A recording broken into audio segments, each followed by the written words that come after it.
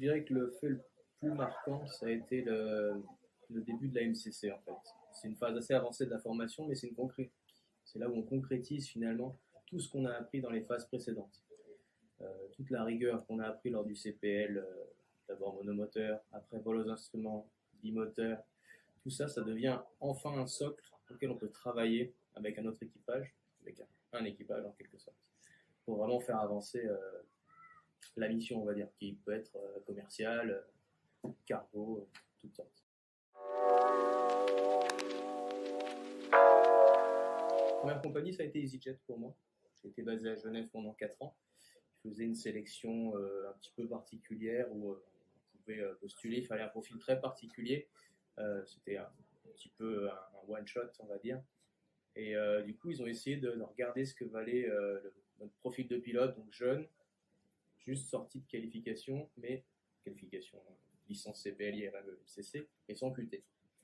Et bon, je ne sais pas si c'est encore d'actualité ce genre de recrutement, mais ça a été la première compagnie qui m'a donné une chance, on va dire, de travailler et d'apprendre le métier de pilote de ligne. Donc c'est vraiment eux qui m'ont construit tout mon socle de base.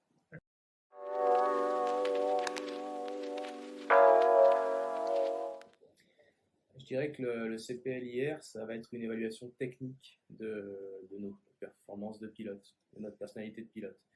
Faire une procédure, connaître son avion, ses manexes, la réglementation.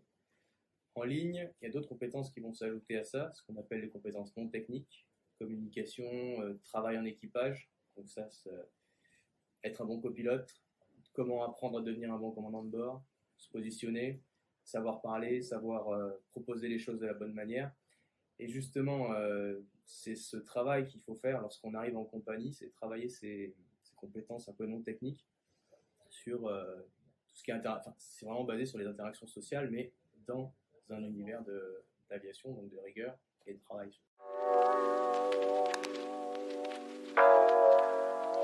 Au CPLIR, on ne peut pas évidemment tout expérimenter, alors qu'en ligne, on va aller plusieurs fois sur le même terrain avec des conditions quasiment toujours différentes. Pas le même équipage, pas le même avion potentiellement, pas les mêmes conditions météo. Donc typiquement à Genève, on sait qu'il y a les Alpes, donc du terrain, il y a des conditions qui vont avec les Alpes, donc potentiellement de la neige, du givrage. Une approche où il fait grand beau sur Genève ne va pas être briefée et exécutée de la même manière. Une approche où il y a de la neige, on n'est pas sur l'état de la piste, on a du givrage, il faut le prendre en compte, on est un peu IMC, donc il faut naviguer aux instruments, pas se perdre, avoir la conscience de la situation. C'est un peu un grand mot qui regroupe plein de choses, mais c'est avoir pris en compte le contexte, l'avoir partagé avec son équipage et avoir mis en place, en face des mesures pour contrer ces menaces.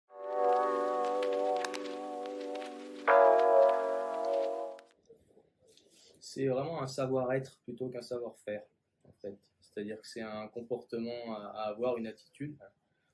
Toujours la notion difficile entre attitude, personnalité, etc. Mais le fait de savoir se remettre en question, accepter d'analyser sa solution, c'est-à-dire de pas forcément... on sait que par rapport à tel contexte, on aurait tendance à mettre ça en place un peu instinctivement. Est-ce que c'est toujours valide dans ce contexte-là? Est-ce qu'il n'y a pas une donnée supplémentaire qu'on aurait un peu volontairement oubliée, mis de côté, qui pourrait complètement changer la solution à apporter? Donc ça, justement, le travail en équipage, il va être très important là-dessus, où on va pouvoir oser apporter à l'autre, recevoir l'information de la part de l'autre, pas être fermé à l'écoute, et agir vraiment en tant qu'équipage. On n'est plus en monopilote, on n'est plus dans une situation presque de compétition entre cadets, si seulement ça existait. Le but, c'est que l'avion, l'équipage, les passagers, charge commerciale, que ce soit des passagers ou du cargo, arrivent à destination.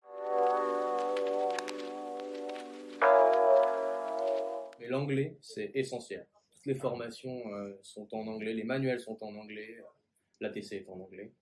Et j'avais aussi compris assez vite dès le début que l'anglais était primordial.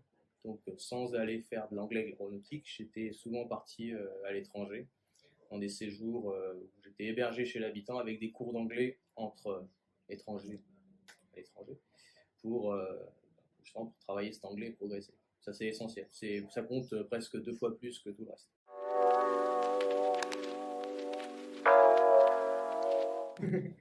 Fais-nous En rêver. général, les approches qui sont intéressantes aéronautiquement parlant sont les approches qui sont un peu challenging, c'est-à-dire les approches à vue aux Antilles, par exemple, où on nous donne liberté de manœuvre assez vite, assez tôt, et on doit gérer notre approche entre justement le relief des Antilles, potentiellement la météo des Antilles, et gérer sa trajectoire, gérer son énergie.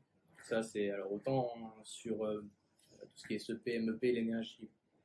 Tout ce qui est hélice, on va dire, on peut la détruire très facilement. Sur un jet, c'est un peu plus compliqué, peut-être on reprendrait ça plus tard. Donc, c'est justement jouer avec cette énergie, lisser tout ça, c'est ça qui est le plus. Moi, c'est ce qui m'intéresse le plus dans une approche.